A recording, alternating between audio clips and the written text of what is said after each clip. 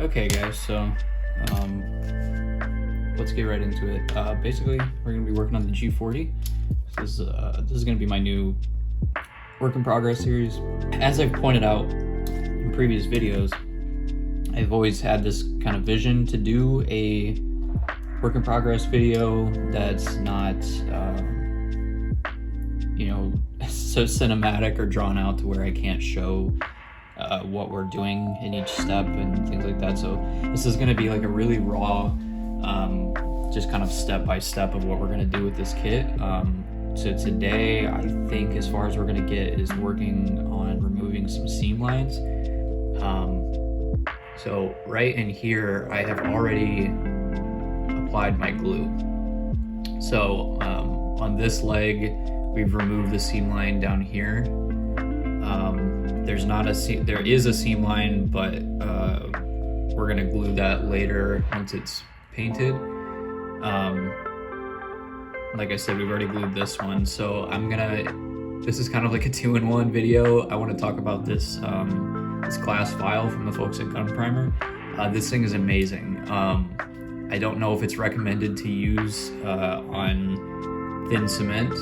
I wash it after every use, so it shouldn't be an issue, but just something I kind of want to point out. I don't know that this is made to use, but the thing is, once this is dried, the thin cement is dried, it's just plastic, so you should be fine. But what we're gonna do, once I get this one smoothed out and the seam line removed, we're gonna do the same thing on the other one, and I'm gonna show you guys basically how to do it.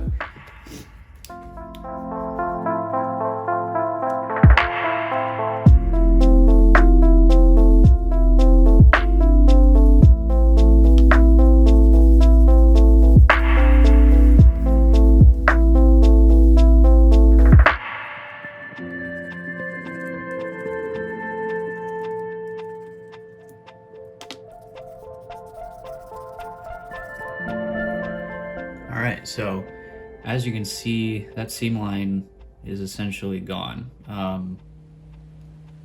It might be kind of, I don't know how well the camera picks it up, but once that has primer on it, we might know if there's any imperfections, but as far as I can see with my own eyes and what I'm feeling, there is no longer a seam line. So that's all of the seams taken care of on this leg. So now I do want to talk about here on the back, we've added, if you watch my videos consistently, I bought these Anubis Design Labs detail up parts. We have a bunch of them, and I said in the video I didn't know what we were going to be doing with them. After building this kit, the backs of the legs just kind of felt a little bit lacking, so we added just a little raised detail part there. So we're going to do the same thing on the other leg, and I'll show you how I did that. All right, so removing this seam line here on the side of the leg, basically what we're going to do is pop this off. The really nice thing about this kit is I don't think, usually when removing seam lines, you kind of have to plan ahead of like, okay, how am I going to paint, you know, this specific part if the part's already glued together. But the nice part about this kit specifically is a lot of the leg joint, you know, all the leg basically can be painted as one piece. It's all in the same color, and then, you know, if you decide later on you want to detail paint the hinges on the joints, you can do that fairly easily. All right, so this is the seam line we're going to remove, and first we have to separate these parts. Now, I usually will just use a hobby knife. This can get a little sketchy because you can damage the plastic on the edges, but I've never had a problem, so just be careful and you should be okay. Okay, so the part is separated. Now we're gonna take our Tamiya extra thin cement, and we are going to generously run this through the seam line. Okay, flip it over, do the same exact thing on the other side.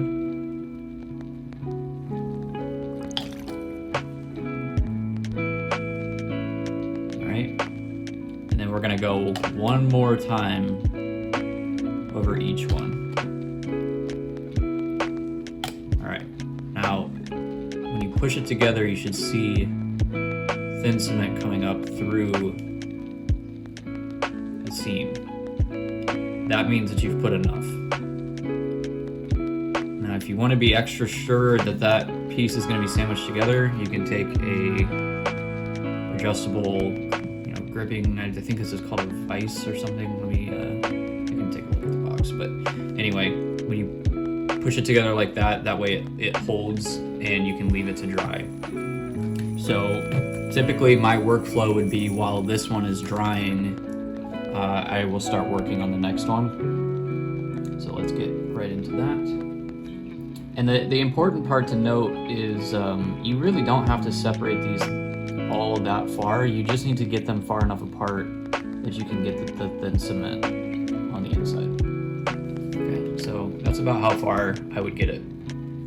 We're gonna do the same thing here. Generously apply it to both sides.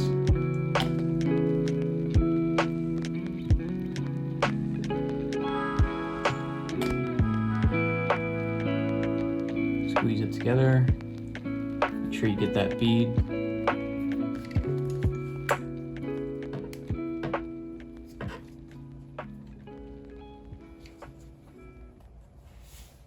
And the other one is, it's not dry yet, but it's dry enough to pull out of the clamp. So you can pull that one out.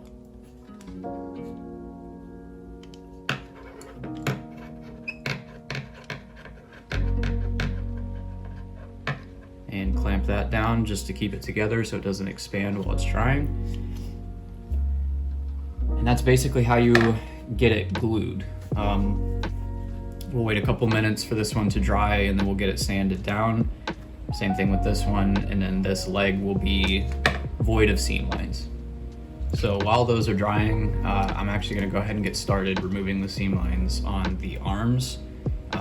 There's basically only one on each arm, and it's just here on the back of the arm and very small on the front of the arm here too. So let's go ahead and do that. And like I said, the really nice thing about this kit, and a lot of high grades in general actually have the same exact thing going for them. Most of the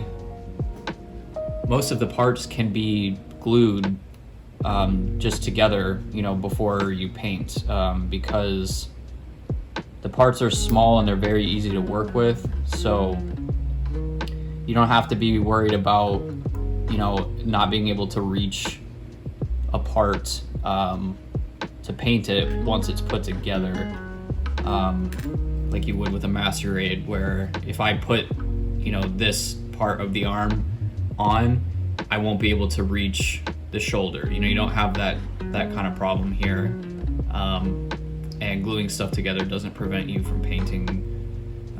It's kind of, I don't have an example in front of me, so it's kind of hard to explain exactly what I'm talking about, but there are certain times where you will not be able to glue something until it's been painted,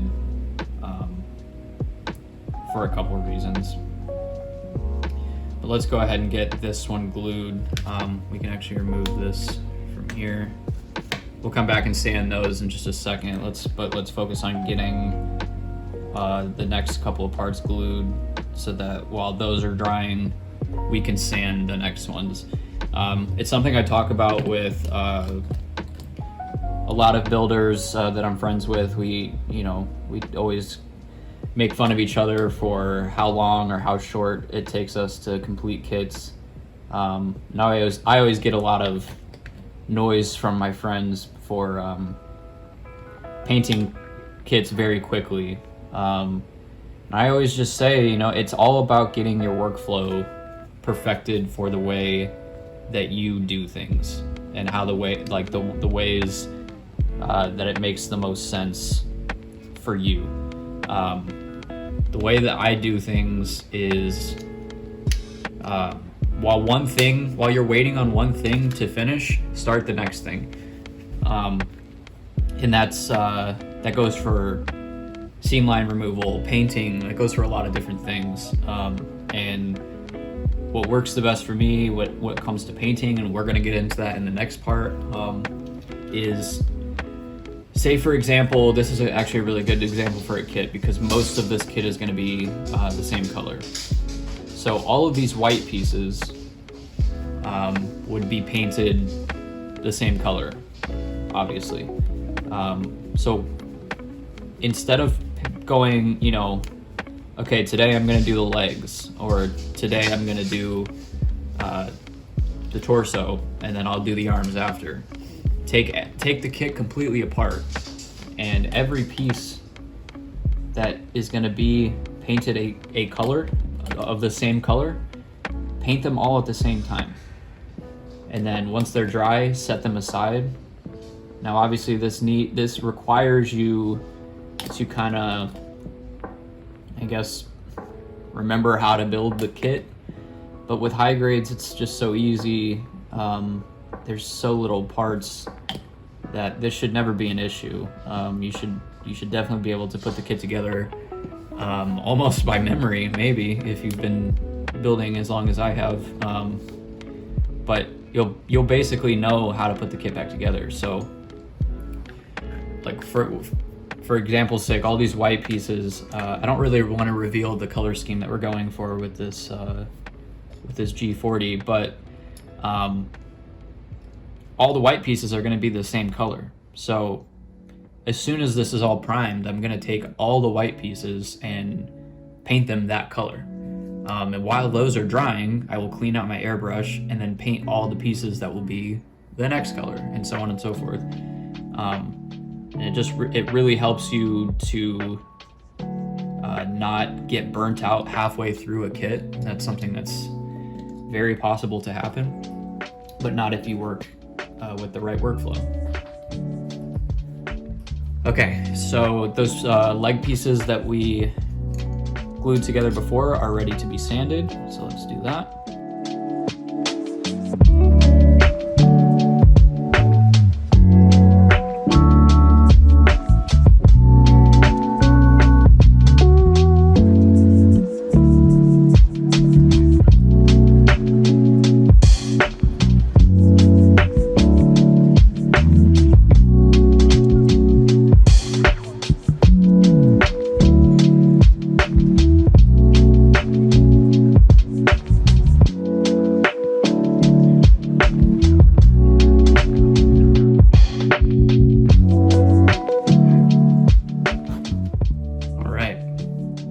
Looking pretty nice. I will say this seam line is kind of challenging just because it's on a curved surface, so it's a little bit harder to work with, but I'm confident that you guys will be able to get it done on any seam line that could possibly come your way. It just comes with practice. It's just one of those things. Let's think of an example. I know a lot of people struggle with water slides or are scared to work with water slides. There has not been a kit that I've built that I didn't use at least 25 water slides on for the last maybe 2.5 years. But prior to that, I was terrified, absolutely terrified to use water slides. I was afraid I was going to ruin them. I didn't know if I was doing them right. And now they're just secondhand nature. And so, the tip I always just like to give is, like, with this stuff, everything just comes with practice. Everything becomes second nature. It almost becomes robotic. You have to take that first leap into diving in and just kind of trying it, and then just keep trying it, regardless of how many times you make mistakes. Okay, so seam lines are done on the legs. So let's do the same thing we did with this one and add this nice little detail here. I'm kind of tempted to add something here as well, but I don't want to overdo it. So I'll show you how I did this one. Let's do that. So here on our Anubis Design Labs or studio, I can't remember what it is. We have, you see I cut one off already. The plastic on, the way that they did the gates on these, the plastic is very brittle. So the other one, it only took me a couple snips and it just pops right off. So then you've got these nasty gates that are gonna be hanging out on there. You just clip those down. And then once they're essentially all the way clipped down, just lay the piece flat on your file and then take your thumb and just rub it across a couple times. Like I said, the plastic is very brittle, so those gates are gonna be gone fairly quickly, as you can see. So, all we're gonna do, same principle as removing a seam line, we're gonna take our extra thin cement, give it a nice little, don't overdo it, but give it, enough that it's gonna be sticking to it. Take our piece here. I use tweezers because I don't want my fingers to touch the glue. If that happens, you will leave a fingerprint in the plastic. And we just plop it down. You have like a couple, maybe 30 seconds or so to adjust it to exactly where you want it. Give it one last firm push down and let that baby dry. So while we wait on that, we can file down the seam lines we glued on the arm.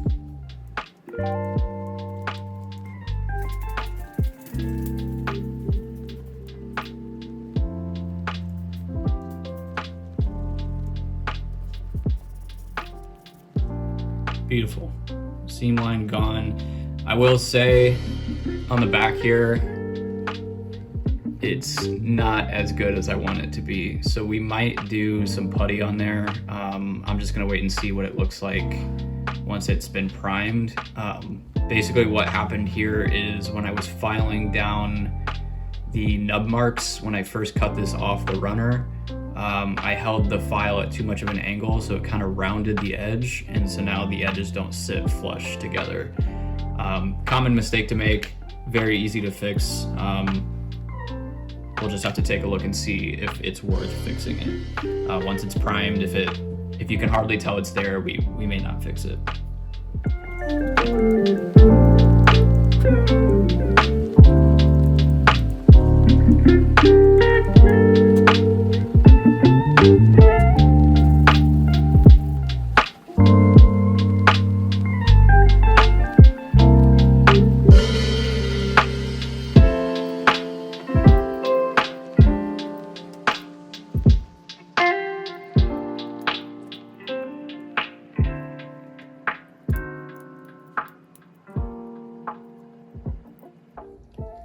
Okay, so we got the detail parts glued here on the backs of the legs.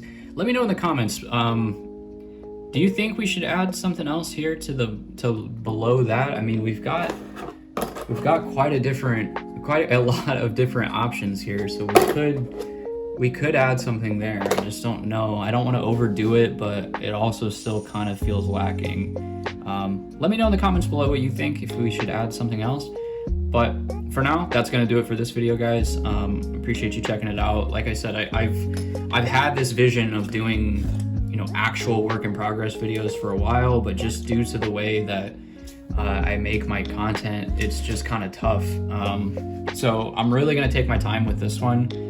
This is not gonna be like, next week the kit's gonna be finished and the video will be out. We're gonna go through part by part. I'm gonna do a couple different techniques that I know a couple of different people have been wanting to see tutorials for.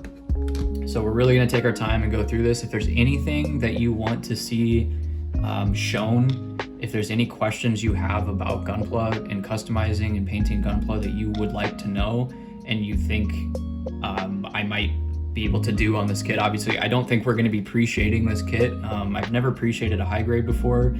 And in my experience in the past, pre-shading a high grade, it never really works out the way that you want it to. But who knows, maybe this would be the one that I would finally get it to work. But if there's a technique or something that you struggle with and you want to see maybe shown from a different perspective, or something that you think I could help you learn a little bit better, put it in the comments below. I'd really appreciate it. Any engagement I get on this video boosts it to the algorithm and more people see it, and then I feel more motivated to make videos. So anyway, guys, thank you again for stopping by, and I'll see you guys in the next one. See ya.